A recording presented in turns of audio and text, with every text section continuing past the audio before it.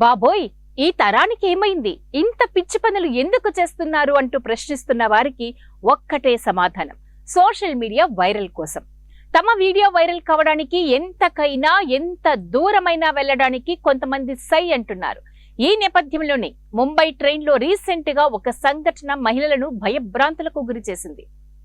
Mumbai Chhatrapati Shivaji Maharaj terminus నుండి కళ్యాణ్ వెళ్తున్న ట్రైన్లో సడన్ గా నగ్నంగా ఒక వ్యక్తి వచ్చి మహిళా కంపార్ట్మెంట్ లో నిలబడ్డాడు.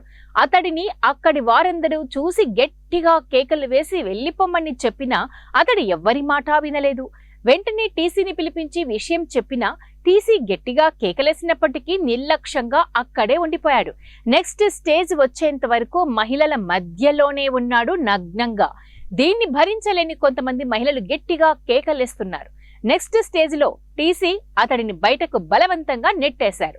దీంతో పోలీస్ కేసు అయ్యింది. అసలు విషయం ఏంటంటే, సోషల్ మీడియాలో వైరల్ కోసం ఈ వెర్రి వేషం అని తెలుసుకున్న పోలీసులు నిర్ఘాంతపోయారు.